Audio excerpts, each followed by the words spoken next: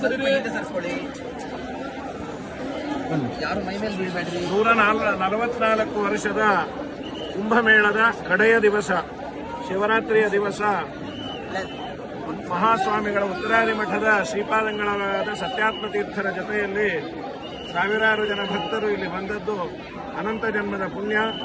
ಆ ಗುರುಗಳ ಅನುಗ್ರಹವನ್ನು ಮಾಡಿ ನಿನ್ನೆಯ ದಿವಸವೇ ಹೊರಡುವವರು ಎಲ್ಲ ಭಕ್ತರಿಗೆ ಅನುಕೂಲ ಆಗಲಿ ಅಂತ ಮತ್ತೊಂದು ದಿವಸ ಇದ್ದು ಮಹಾಕಾರುಣ್ಯದಿಂದ 2 ಗಂಟೆಗೆ ಎಲ್ಲರ ಜೊತೆಯಲ್ಲಿ ಕಾಲ್ನಡಿಗೆಯಲ್ಲಿ ಬಂದು ಎಲ್ಲರಿಗೂ ಸ್ನಾನ ಮಾಡಿಸಿದಂತಹ ಪುಣ್ಯಾತ್ಮರು ಇವರ ಜೊತೆಯಲ್ಲಿರುವಿರಿ. ಇವರ ದರ್ಶನವೇ ನಮ್ಮ ಅನಂತ ಜನ್ಮದ ಭಾಗ್ಯ. ಶಿವರಾತ್ರಿಯ ದಿವಸ ವಿಶೇಷವಾದಂತಹ ಈ ಸನ್ನಿಧಾನದಲ್ಲಿ ಶಾಹಿ ಸ್ನಾನದ ಕಡೆ ದಿವಸ ಇದು. ಇನ್ನು 144 ವರ್ಷ ಮತ್ತೆ ಈ ತರಹದ ಭಾಗ್ಯ ಯಾರಿಗೂ ಬರೋದಿಲ್ಲ. ಆ ಭಾಗ್ಯವನ್ನ ಒದಗಿಸಿಕೊಟ್ಟಂತಹ ಮಹಾಸ್ವಾಮಿಗಳಿಗೆ ಅನಂತ ಅನಂತ ಅನಂತ ಕೃತಜ್ಞತಾಪೂರ್ವಕ ನಮಸ್ಕಾರಗಳನ್ನ ನಾವೆಲ್ಲರೂ ಸಲ್ಲಿಸುವ. ನಮಸ್ಕಾರ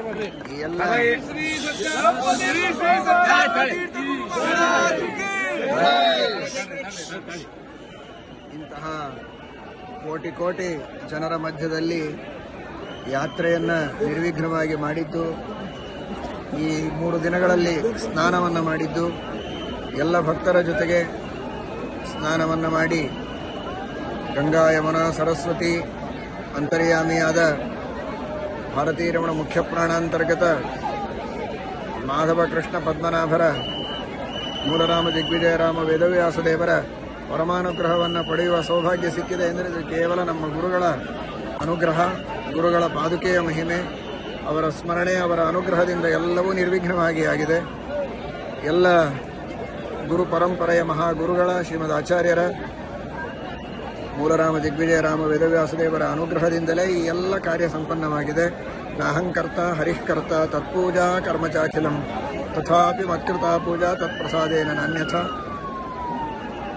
ವಿಶೇಷವಾಗಿ ಇವತ್ತು ಶಿವರಾತ್ರಿ, ಮನೋಭಿಮಾನಿಗಳಾಗಿದ್ದು ಸಕಲ ಇಂದ್ರಿಯಗಳಿಗೆ ಪ್ರೇರಕರಾಗಿದ್ದಂತಹ ಮಹಾನುಭಾವರು, ಅಂತಹ ರುದ್ರದೇವರ